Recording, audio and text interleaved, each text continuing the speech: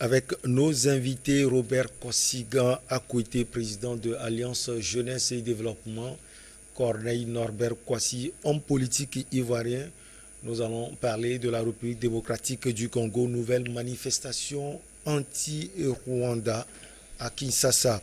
Nous allons également parler du Sénégal. Le gouvernement interdit la manifestation de l'opposition prévue vendredi.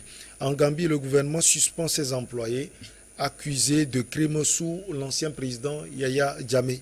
Et puis on termine par le Togo, état d'urgence dans les savanes, les mesures d'accompagnement. Soyez les bienvenus, chers invités. Robert Kossigan à côté. Président, bonjour, vous allez bien? Bonjour Michel, bonjour à tous les téléspectateurs de Niwa TV. Bonjour tout le Togo, surtout la région des savanes qui actuellement est sous pression des djihadistes, mais Dieu est grand. Le droit et la sécurité vont prendre le dessus. Je fais appel à tous les citoyens togolais de se tenir comme un seul doigt de la main et aider. C'est le moment d'être plus solidaire pour qu'on puisse vaincre ce fléau occasionné par les Occidentaux avec en tête Nicolas Sarkozy. Bonjour, vous allez bien, Corneille? Ça vous fait rire. Bonjour Michel, et bonjour à mon co-panéliste, bonjour à toute l'Afrique. Je voudrais avoir une pensée pieuse pour nos frères sud-africains qui sont tombés en 1976. Une manifestation qui a été réprimée sauvagement avec une très grande barbarie qui a fait plus de 150 morts. C'est l'anniversaire. C'est l'anniversaire aujourd'hui. On a une pensée pieuse et il faut que nos dirigeants songent à ne pas maltraiter leur population chaque fois qu'il y a des marches.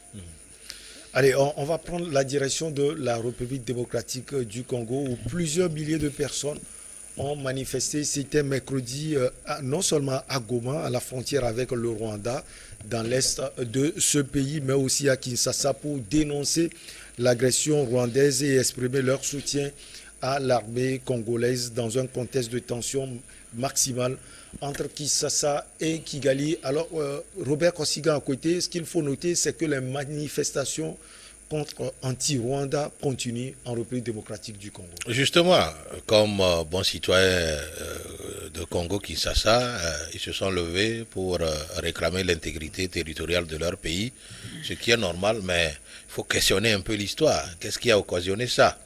C'est pourquoi à la fois dernière, j'ai dit, j'ai tendance à croire que la démocratie est plus meurtrière que la dictature. Comment Mobutu Sese Seko a fait pendant des décennies et on n'a jamais senti de rébellion en RDC et qu'aujourd'hui il y a un pays qui soutient une rébellion qui est utilisée par les Occidentaux pour piller alors le sous-sol du Congo. Il va sans dire que tout le monde sait comment le père Kabila a pris le pouvoir. Il s'était appuyé sur le Rwanda et a ouvert une brèche à partir du Rwanda pour atteindre Kinshasa et dégager Mobutu Ediko Presto qui est arrivé à Lomé et puis a rendu l'âme au Maroc, paix à son âme. Mais j'ai dit, Kabila a manqué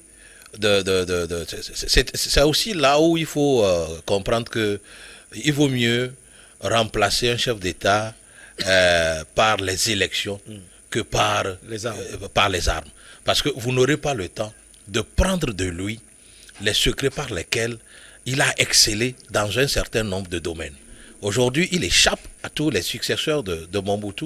Comment il a fait, le secret qu'il avait pour garder l'unité nationale de ce pays. Maintenant, moi j'ai dit, aujourd'hui ce qui se fait là-bas, c'est parce que quand Kabila a fait le deal avec les Rwandais, pour qu'on puisse l'aider à venir prendre le pouvoir de Mobutu, il a oublié qu'il a concédé en ce temps-là cette partie de la RDC. Ouais. Il a concédé cette partie de la RDC aux Rwandais.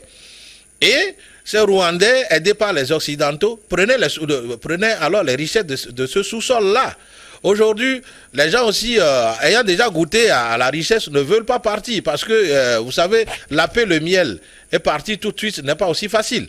C'est ça le gros problème. Maintenant, quand les gens marchent aujourd'hui pour réclamer l'intégrité territoriale, c'est bien, mais il faut aussi s'en prendre à la manière par laquelle Kabila père a pris le pouvoir, ce qui aujourd'hui est devenu une gangrène qui gêne l'unité nationale, voire l'intégrité territoriale de la RDC. Et aussi, il faudrait que le président Tshisekedi actuel puisse faire pieds et mains pour mettre fin à ce type de contrat, d'abord sur le plan diplomatique et politique avec le Rwanda, pour alors assumer l'intégrité territoriale, parce qu'il n'est pas décent du tout qu'un autre pays puisse s'ingérer politiquement et militairement et prendre même alors les richesses du sous-sol d'un autre pays, ne serait-ce que le sous-sol du pays, exploiter, déstabiliser le pays. Oui, parce que aujourd'hui, comme le père Kabila n'est plus là, il faut déstabiliser cette région pour pouvoir en tirer les profits. C'est aussi ça la réalité, parce que le président Tshisekedi n'a pas signé le même deal que le président Kabila. Alors aujourd'hui, j'ai dit, l'actuel président Tshisekedi a du pain sur la planche, mais ce ne serait pas du chocolat. Ça va être un peu dur. Votre regard sur les tensions aujourd'hui entre Kigali et Kinshasa? Oui, Michel, vous savez que la RDC, c'est 2 345 000 km². Et Kinshasa est situé à plus de 1000 km de Goma, là où les tensions montent à chaque instant. Mais il faut qu'on se pose les questions telles que a dit M. Koussikan. Vous voyez que le Rwanda est toujours cité dans les tensions en RDC. Parce que quoi? Cette histoire de RDC et du Rwanda a trois connotations. C'est-à-dire une connotation sociale d'abord, après une connotation politique et une connotation économique. Sociale parce que quoi? Voici deux peuples qui sont les mêmes et par la force de la colonisation, le côté rwandais a été poussé. C'est-à-dire que les colons voulaient des frontières naturelles. Donc ils ont poussé le Rwanda vers les lacs, vers les montagnes. Mais sans oublier que il y avait ces mêmes peuples-là, il y a une partie qui se retrouve au Rwanda et une autre partie au Zaïre qu'on appelle maintenant la RDC. Donc, quand le président Mobutu vient au pouvoir, il va naturaliser massivement, je pèse bien mes mots, il va naturaliser massivement tous ces Rwandais qui sont restés, et même ceux même qui ont fui, les présidents qui étaient là, qui sont venus en RDC, ils ont été naturalisés. Et quand ils ont été naturalisés, à un moment donné, le même peuple du côté de la RDC se plaignait. Pourquoi est-ce que ceux-là ont été naturalisés? Mais par la maestra du président Mobutu, que tout le monde connaît, il a pu calmer les ardeurs. Mais quand il finit de calmer les ardeurs, voici un homme d'État comme le président Kabila père, qui, pour un fauteuil présidentiel, va vendre une partie de la RDC. Ça veut dire quoi? On passe maintenant sur le plan politique. Parce que le plan social, ça veut dire qu'il y a un melting pot carrément en RDC. Ça veut dire qu'il y a des populations du Rwanda qui vivent en RDC. Mais le président Mobutu a pu canaliser cela. Mais quand le président Kabila père arrive, il va utiliser ce melting pot-là, qui était pour eux une tension sous-jacente. Mais à cause du président Mobutu, les gens ne pouvaient pas se lever. Ils vont utiliser ça pour faire de la politique.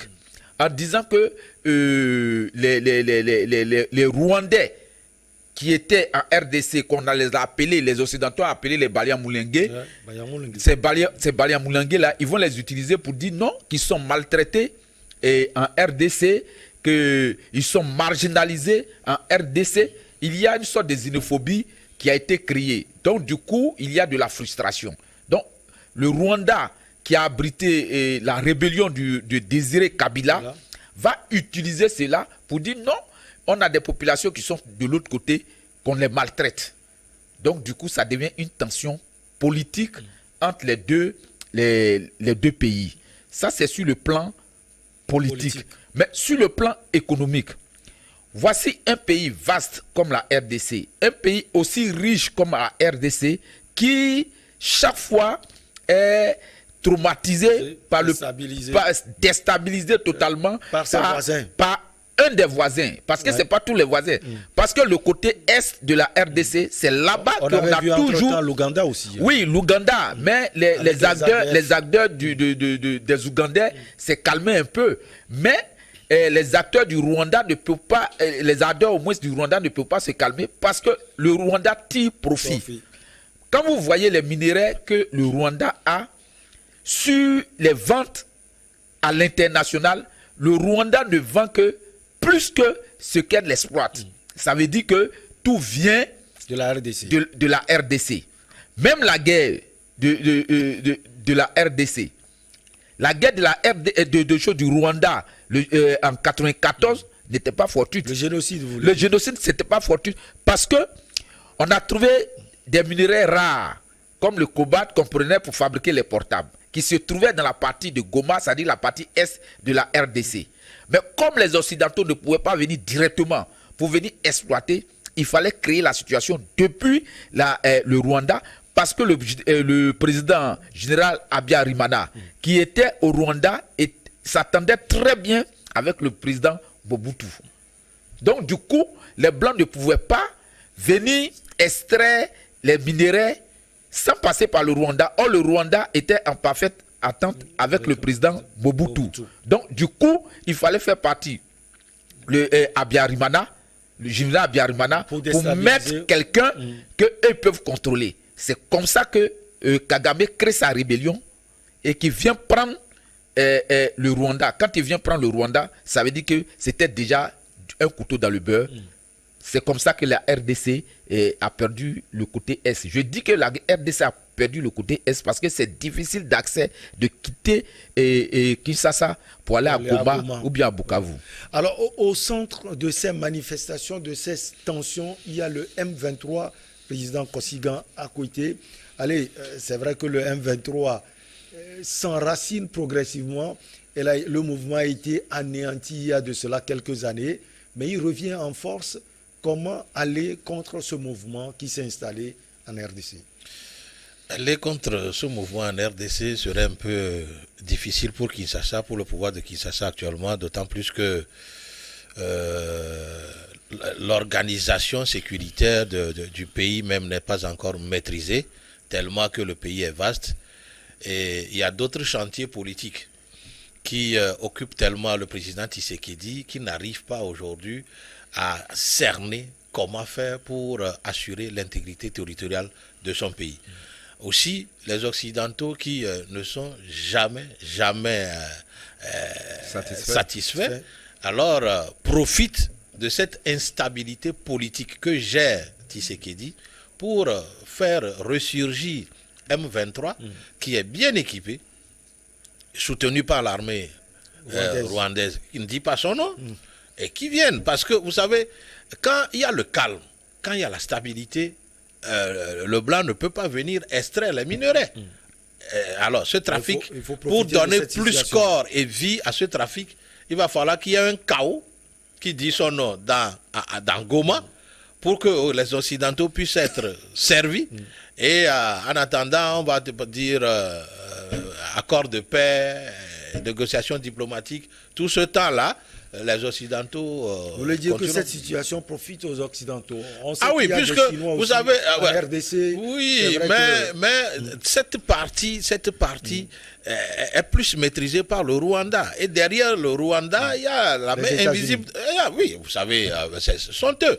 Mais finalement, moi je me dis, partout on accentue un peu cette histoire de démocratie, c'est pour un but. Et ce but est souvent lucratif. Ce but est lucratif. C'est quand on veut prendre, on arme la démocratie et on dit les droits de l'homme. Voilà les États-Unis qui disent droits de l'homme où sévit encore la peine de mort. Où le noir peut être tué à tout moment, même innocemment, sans qu'aucune charge de perte pèse sur le noir, mais on peut le tuer et personne n'en parle. Voilà les États-Unis qui commettent des atrocités en Irak, comment on l'appelle, partout.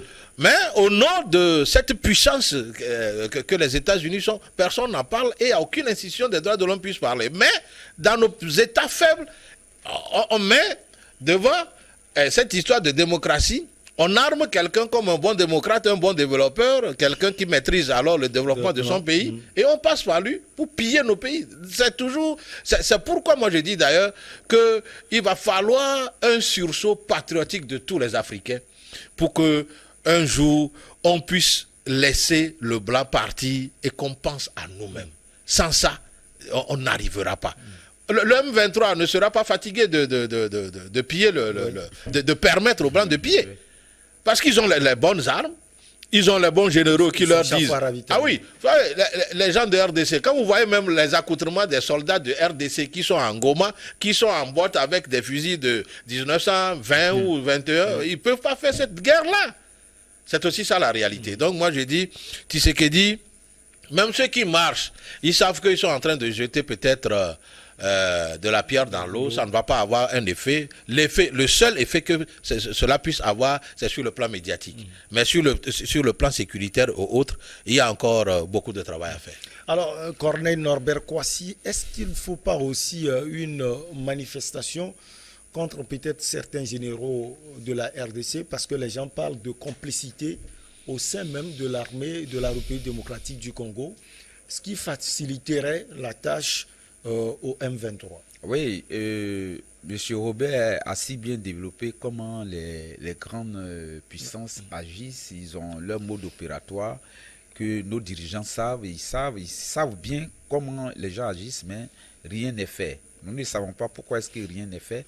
Mais j'ai essayé de parcourir certains journaux européens qui parlaient du M23, qui parlaient même des officiels congolais qui faciliteraient les transactions des minéraux entre le Rwanda et la RDC. Vous comprenez que les gains que les gens trouvent dans les minéraux, c'est énorme. Donc, au point de sacrifier son pays. Au point de sacrifier son pays. Le pays a été déjà sacrifié au temps de Kabila Père. Kabila Père avait déjà sacrifié le pays. Quand vous allez en RDC, mais c'est un pays vaste. Mais je te dis que les gens sont vachement riches. Ceux qui sont à la tête de l'État, les gouverneurs, les directeurs généraux, les ministres, mais c'est des gens qui sont vachement riches. Tu te poses la question, où est-ce que ces gens trouvent l'argent? Mais c'est dans ces manigances. C'est dans ces... Alors que la population est pauvre. Alors que la population est pauvre. Donc ça veut dire que le M23 va toujours agir. Mais regardez même le mode opératoire du... Qu'est-ce que le M23 demande? Voici une organisation rebelle qui est venue depuis le Rwanda avec le père Kabila pour prendre le pouvoir et qui voulait que le père Kabila les mette à la tête de l'armée. Et c'est ce que... Les intègres, ils étaient déjà intégrés. Surtout que le chef d'état-major, Jeff Kabarene, qui était rwandais, c'est lui qui était devant. Et ils ont commencé à tuer la population quinoise qui voyait leurs malversations qui ne leur plaisaient pas. Et chaque fois que les gens faisaient des manifestations, mais Kabarene envoyait des gens pour maltraiter. Parce que ce n'était pas sa population. Ils savent pourquoi ils sont arrivés là. Ils sont mandatés par le Rwanda. Mais il y a certaines personnes qui sont restées dans l'armée. Mais ceux-là se sont mutilés en janvier 2009. Parce que pour eux, ils sont maltraités au sein de l'armée. Et donc, ils se sont mutilés. Quand ils se sont mutilés, ils sont partis à l'est du pays. Ils sont plus proches de leur pays d'origine, qui est le Rwanda. Et c'est à la suite, en ce moment, on ne les appelait pas M23. C'était le CNDP, le Congrès Nouvelle pour la défense du peuple. Vous comprenez? Défense de quel peuple? Vous quittez ailleurs pour venir défendre quel peuple? Pour défendre un autre peuple au sein d'un autre pays. Et c'est à la suite de ça que toutes les institutions, vous les connaissez avec les magouilles.